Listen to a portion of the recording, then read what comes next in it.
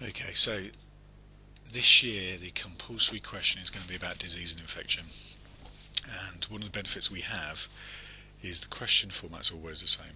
So you're going to have three sources. The first question is what they call the inference question. It's worth 4 marks. So remember, try and pick things from the source. So let me just go back there. So this is from Greek times. It would have a little caption with the source, and it would say the god Asclepius is visiting the sick in an Asclepium. Now, what kind of things you could pick from that is, on the right hand side there are 2 daughters, Panacea and Hygiena, and you got to, in the inner circle there, make sure you actually take things from the source. Top students just spend too much on knowledge. You must pick out things from the source. And I think the thing is, the important thing is they actually spend money and time making carvings. So, your knowledge was that he was a god of healing in ancient Greece. My wife just made me a cup of tea shouting up the stairs, thank you. And they worshipped Asclepius and their daughters. Now, remember I've shown this picture before. It's about inference, looking at a picture and inferring. So the inference here is that Asclepius was considered to be so important they built plaque showing his work, and religion was central to their beliefs. So that will be the first question in your exam.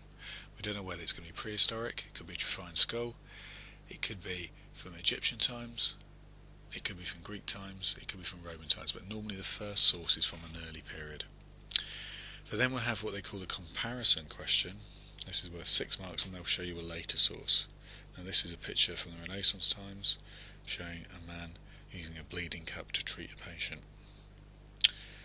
So, a barber surgeon. So here's a question here. What different beliefs about treatments existed in the 17th century compared to A? And it will say explain your answer using sources A and B. You must use both. So let's just go back to these two.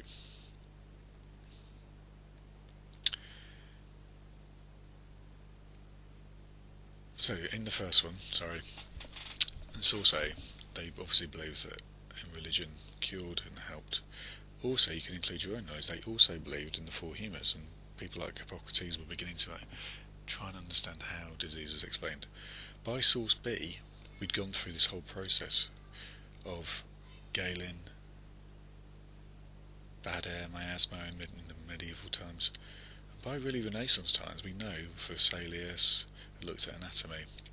So this is interesting because they're still using the ideas from Hippocrates. So there's some things are the same, some of the beliefs are the same.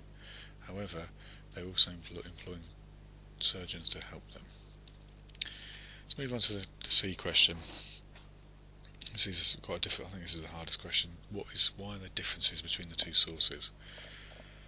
And it will say why were treatments different at these times. And the best way to do this is just to really summarise it. So A was primarily about religion. Hippocrates and Aristotle were beginning to come on the scene. War was important within Greek times because they had to do minor surgery to help people. By B, the 4 humours had become much more accepted. However, there was lots of new ideas coming from Renaissance times, but they took time to spread. So people like Paré, Vesalius, Harvey, they used the ligature, and also the government was becoming much more important. So there are quite a lot of difference between the 2 there. We'll then go on to the overview question, which is question D. Here's Louis Pasteur looking at some samples, and this is a difficult question as well. How has the understanding of disease changed for different reasons, using all 3 sources and your own knowledge? So again, to get 4 marks, you must relate to all 3 sources. So the keywords are causes and reasons. So what I would do, the causes of disease. So if we look back and you only just focus on the ones we've looked at. So in Greek times, obviously for supernatural times, it was all about gods. So from prehistoric to Renaissance times, people still believed in gods. In Egyptian times, blocked channels. By Greek times, they started looking at stars and planets. Humours from Greek times, bad air from Roman times. And then finally they discovered germs through Pasteur. And really I'd link that into the factors, so religion, science, individuals. That's quite a difficult thing, so I'd answer that question chronologically, starting from Greeks about what they believed.